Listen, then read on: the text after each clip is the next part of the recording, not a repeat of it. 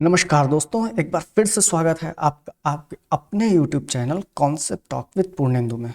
और वीडियो शुरू करने से पहले मैं आपसे कुछ कहना चाहता हूं। जैसा कि आप सभी जानते हैं, कोरोना ने फिर से एक बार दस्तक दे दी है। जहां एक और चीन में कोरोना ने पूरी तरह अपने पांव पसार दिए हैं, वहीं भारत में उसके हल्के कदमों की आहट सुनाई देने लगी है। और बुद्धिमानी इसी में है कि उसके इन कदमों की आहट के साथ ही हम अपनी तैयारी पुख्ता कर लें। सरकार तो तैयारियों में जुट भी गई है। कई सारे अस्पतालों में पूरे देश भर में मॉक ड्रिल्स कोरोना को लेकर शुरू हुई, जिसकी निगरानी खुद केंद्रीय स्वास्थ्य मंत्री मनसुख मंडाविया ने की। और हर जिला अस्पताल में इसका एक मॉक ड्रिल किया गया है। लेकिन हमें भी अपनी तैयारी शुरू कर देनी चाहिए, मेंटली प्रिपेयर हो जाना चाहिए और मास्क का प्रयोग शुरू कर देना चाहिए। कम से कम भीड़ भाड़ वाली जगहों पर और सेंसिटिव जगहों पर तो ज़रूर शुरू कर देना चाहिए।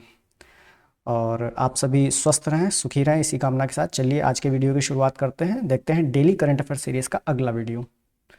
और आज का पहला प्रश्न है, किस राज्य सरकार ने हाल ही में धेमाजी परियोजना की नींव रखी है? और यह नींव रखी गई है असम राज्य सरकार द्वारा। धेमाजी एक जिला है, असम में स्थित है और ये बाढ़ प्रभावित जिला है। और वहाँ पर 1220.21 करोड़ की परियोजनाओं का शिलान्यास एवं उद्घाटन वहाँ के मुख्यमंत्री हेमंत बिश्व शर्मा के द्वारा किया गया। और उससे इसके द्वारा जो है धेमाजी जिले की छवि एक बाढ़ प्रभावित जिले से बदलकर विकसित एवं प्रगतिशील जिले के रूप में कायम करने की कोशिशों में राज्य सरकार जुटी हुई है। देखते हैं अगला प्रश्न। किसान ड्रोन के लिए डीजीसीए द्वारा दोहरा प्रमाणन प्राप्त करने वाली पहली ड्रोन कंपनी कौन है? और यह कंपनी है गरुण एरोस्पेस। और कुछ साल पहले जब देश में तिलचट्टों का हमला हुआ था, तब सरकार ने देश भर में खेती को बचाने के लिए ड्रोन की मदद ली थी। अब बहुत जल्द ड्रोन से खेती आम बात हो सकती है, क्योंकि इसके लिए सरकार के द्वारा प्लानिंग की जा रही है कि जो ग्रामीण क्षेत्र हैं वहाँ पर इस तरह के सेंटर्स बनाए जाएं, जहाँ पर खेती से संबंधित जो ड्रोन्स हैं उनको वहाँ पर रखा जाए, जो फसलों में दवाओं का छिड़काव करते हैं, अन्य कामों में उपयोग में आने वाले हैं ड्रोन। और क्योंकि ये काफ़ी महंगे होते हैं, किसान इनको खरीद नहीं सकते, इसलिए हर एक गांव में या तहसील में इस तरह के सेंटर बनाने की प्लानिंग है। और वहाँ पर ये ड्रोन किराए पर ले सकते हैं अपने खेती के कामों के लिए। और इसलिए ये जो है खेती में आगे भविष्य में हमको काफ़ी यूज़ में दिखने वाला है। और गरुण एरोस्पेस को स्वदेशी किसान ड्रोन के लिए एविएशन सेक्टर के रेगुलेटर नागर विमानन महानिदेशालय, जिसे आप डीजीसीए के नाम से जानते हैं, वहाँ से टाइप सर्टिफिकेशन और आरपीटीयू यानी कि रिमोट पायलट ट्रेनिंग ऑर्गेनाइजेशन की मंजूरी मिल गई है। देखते हैं अगला प्रश्न। किस राज्य सरकार ने राशन कार्ड धारकों को 1000 रुपये पोंगल उपहार के रूप में देने की घोषणा की है? जैसा कि आप जानते होंगे, पोंगल जो त्यौहार है वह तमिलनाडु में मनाया जाता है और वहाँ की सरकार ने पोंगल त्यौहार के उत्सव पर जो वहाँ के राज्य के नागरिक हैं, राशन कार्ड धारक, उनको 1000 रुपये चावल और चीनी देने की घोषणा की है। देखते हैं अगला प्रश्न। एम्परर पेंगुइन जो हाल ही में खबरों में थी, किस क्षेत्र के मूल निवासी या किस क्षेत्र में पाई जाती है? तो यह पाई जाती है अंटार्कटिका में। और यह खबरों में क्यों थी? क्योंकि एक नए शोध के अनुसार एम्परर पेंगुइन सहित अंटार्कटिका की 2/3 मूल प्रजातियों पर विलुप्त होने का खतरा मंडरा रहा है। और यह वैश्विक तापन के वर्तमान प्रक्षेप वक्र के कारण है, अर्थात जो जलवायु परिवर्तन हो रहा है, जो ग्लोबल वार्मिंग और हीटिंग बढ़ रही है, इस वजह से ये 2/3 प्रजातियां जो हैं अंटार्कटिका की, वो विलुप्त होने की कगार पर हैं। और यह अध्ययन 12 देशों के वैज्ञानिकों, संरक्षणवादियों और नीति निर्माताओं द्वारा आयोजित किया गया था। देखते हैं अगला प्रश्न। केंद्रीय मंत्री अनुराग सिंह ठाकुर ने किस शहर में खेल विज्ञान केंद्र का उद्घाटन किया? और यह उद्घाटन किया गया उडुपी, कर्नाटका में। केंद्रीय युवा मामले और खेल मंत्री अनुराग सिंह ठाकुर ने उडुपी में खेल विज्ञान केंद्र का उद्घाटन किया है। यह स्पोर्ट्स साइंस सेंटर खेल वैज्ञानिकों और एथलीटों को एक साथ लाएगा। तो यह इस तरह का सेंटर होगा जहां पर खेलों पर रिसर्च की जाएगी। यहाँ पर एथलीट्स भी होंगे और साथ ही खेलों से जुड़े हुए वैज्ञानिक भी होंगे और यहाँ पर रिसर्च की जाएगी। और इसके बुनियादी ढांचे को बढ़ाने के लिए 2700 करोड़ रुपए और खेलो इंडिया गेम्स के लिए 3136 करोड़ रुपए खर्च किए गए हैं। देखते हैं अगला प्रश्न। किस संस्था ने केंद्रीय उत्पाद शुल्क और सेवा कर समझौता आयोग की स्थापना की है? और यह स्थापना की गई है सीबीआईसी द्वारा, यानी central board of indirect taxes and customs के द्वारा। और यह किस लिए की गई है? क्योंकि जब टैक्सेशन से लेकर कोई भी प्रॉब्लम होती है तो जो करदाता होते हैं उनको नोटिस दी जाती है और नोटिस देने के बाद उनको अपना जवाब देने का समय दिया जाता है, फिर उस जवाब के आधार पर निपटारा होता है। तो ये एक ही संस्था के द्वारा करना काफ़ी मुश्किल हो जाता है। इसलिए केंद्रीय अप्रत्यक्ष कर और सीमा शुल्क बोर्ड ने सीमा शुल्क, केंद्रीय उत्पाद शुल्क और सेवा कर निपटान आयोग का गठन किया है। तो इसमें जो नोटिस दी जाती हैं, इन नोटिसों के आधार पर जो जवाब होगा और उनसे जुड़े हुए जो मामले होंगे उनको हल किया जाएगा इस आयोग में। और ये CBIC के अंतर्गत आएगा। देखते हैं अगला प्रश्न। मेथनॉल उत्पादन हेतु NTPC ने किसके साथ समझौता किया है? और यह समझौता किया है NTPC ने टेक्नीमोंट प्राइवेट लिमिटेड के द्वारा। यह इटली में स्थित है और हाल ही में भारत की सबसे बड़ी विद्युत उत्पादन company national thermal power corporation limited यानी कि NTPC लिमिटेड ने इटली स्थित टेक्नीमोंट प्राइवेट लिमिटेड के साथ MOU पर हस्ताक्षर कर दिए हैं।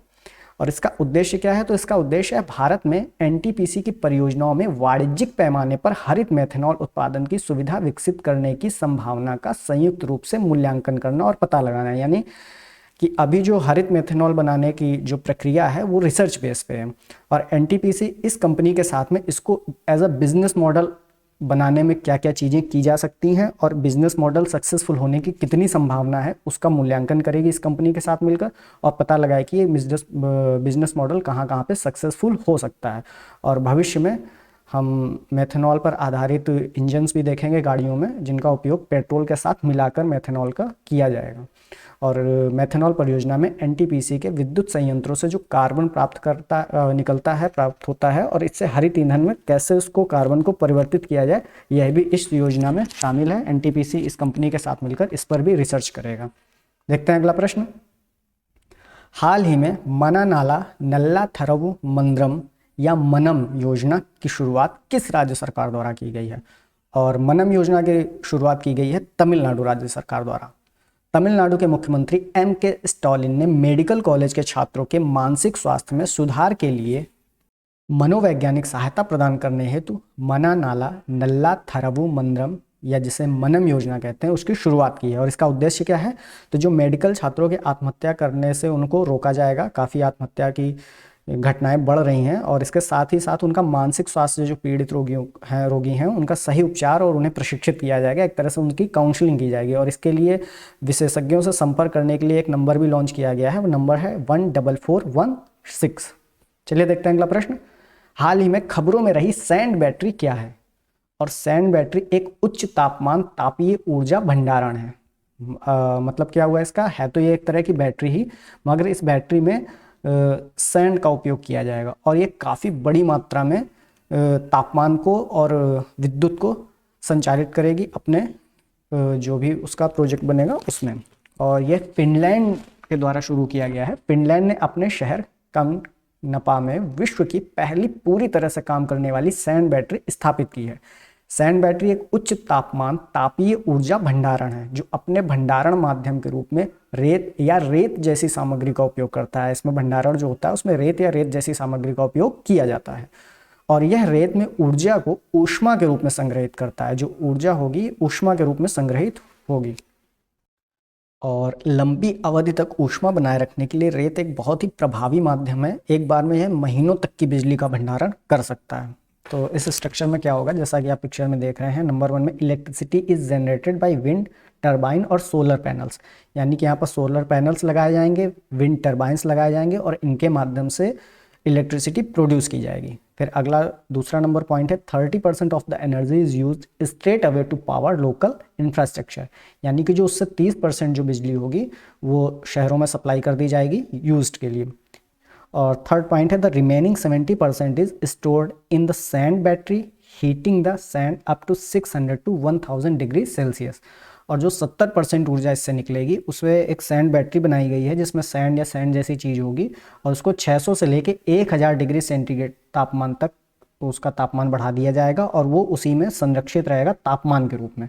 और बाद में उसका उपयोग the stored energy can be use during winter months when solar energy is weaker. और ये जो 70% ऊर्जा जो होगी जिसको तापमान के रूप में संरक्षित किया जाएगा इसको सर्दियों के सीजन में जब सोलर पैनल काम नहीं कर रहे होंगे उतनी अच्छी तरह से तब इसका उपयोग बिजली को बनाने में किया जाएगा और इसको सप्लाई किया जाएगा यूज़ के लिए। देखते हैं अगला और आखिरी प्रश्न। रेलवे बोर्ड के नए चेयरमैन और CEO के रूप में किसे नियुक्त किया गया है? और रेलवे बोर्ड के नए चेयरमैन और CEO बने हैं अनिल कुमार लाहोटी। प्रधानमंत्री नरेंद्र मोदी की अध्यक्षता वाली कैबिनेट की नियुक्ति समिति ने रेलवे बोर्ड के नए चेयरमैन और CEO के रूप में अनिल कुमार लाहोटी की नियुक्ति को मंजूरी दे दी है। मौजूदा रेलवे बोर्ड के चेयरमैन और CEO VK त्रिपाठी 31 दिसंबर को सेवानिवृत्त होंगे। लाहोटी 1984 के इंजीनियर बैच के भारतीय रेल सेवा के सदस्य हैं। IES Indian engineering services. और सरकार द्वारा एकीकृत रेलवे सेवा भारतीय रेल प्रबंधन सेवा को अधिसूचित किए जाने के बाद रेलवे बोर्ड प्रमुख की यह पहली नियुक्ति है। और इसी के साथ हमारा आज का सेशन समाप्त होता है। प्लीज़ वीडियो को लाइक करें, शेयर करें, चैनल को सब्सक्राइब करें। Thank you so much.